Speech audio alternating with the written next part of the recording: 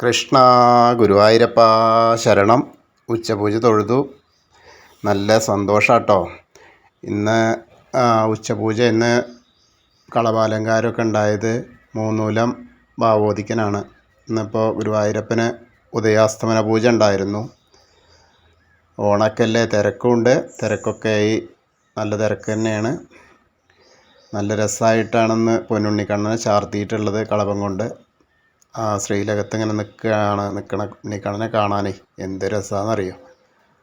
ഇന്ന് നിൽക്കുകയല്ല, ഇരിക്കുകയാണ്. ഇരിക്കുക എന്ന് പറഞ്ഞാൽ അന്ന് ദാമോദരനാണ്, ഉരലിൽ കെട്ടിയ ബാലനാണ് കേട്ടോ. വളരെ രസമായിട്ടാണ് ഇരിക്കണത്. എന്താ ഒരു കാഴ്ച എന്നറിയോ.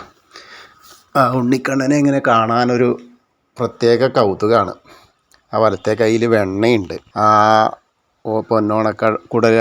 പൊന്നോണക്കുഴലാണെങ്കിൽ ആരയിൽ തിരികിയിട്ടുണ്ട്.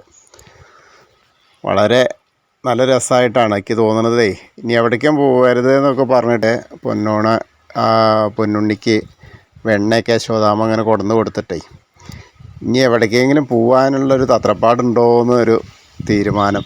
അപ്പോഴാണ് ആ ഉരലിൽ കെട്ടിയെന്ന് തോന്നുന്നു.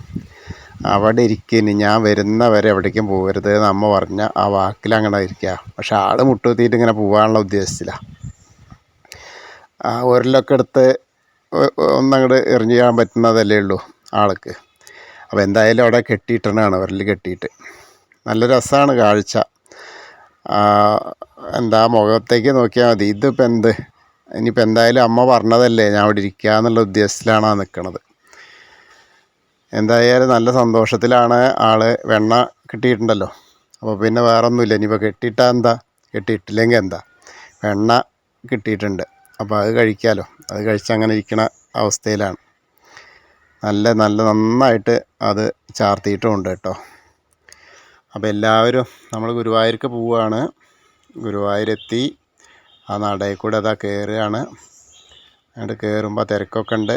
ആ തിരക്കിനുള്ളിൽ കൂടെയൊക്കെ നമ്മൾ കയറി ആ വാതിലിൻ്റെ അവിടെ എത്തി. വാതിലിൻ്റെ അവിടെ എത്തിയിട്ട് ഒന്ന് നോക്കുമ്പോൾ ശ്രീലകത്ത് ആ പ്രഭ ഇങ്ങനെ കാണുകയാണ്.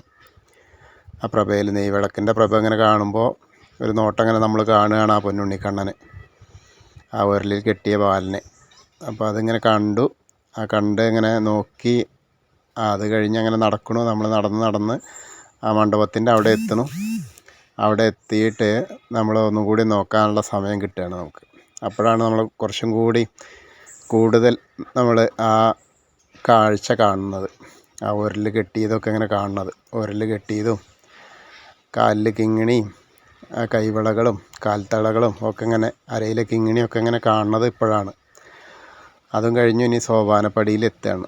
സോപാനപ്പടിയിലെത്തിയാൽ നമുക്ക് സമാധാനമായിട്ട് സന്തോഷമായിട്ട് നോക്കാം. അപ്പോൾ നമുക്ക് വളരെ കേമമായിട്ട് ആ ഗുരുവായൂരപ്പനെ, പൊന്നുണ്ണിക്കണ്ണനെ, ഉരലിൽ കെട്ടിയ ബാലനെ നമ്മൾ കാണുകയാണ്. അപ്പോൾ കണ്ടു. ഇനി ആ വന്ന സന്തോഷം, നമ്മളെ എന്താണോ നമ്മളെ പ്രശ്നങ്ങൾ, നമ്മളെ സന്തോഷങ്ങൾ ഒക്കെ ആ ഗുരുവായൂരപ്പനായിട്ട് ഷെയർ ചെയ്യുകയാണ്. അപ്പോൾ അവിടെ കൊടുക്കുകയാണ് കേട്ടോ.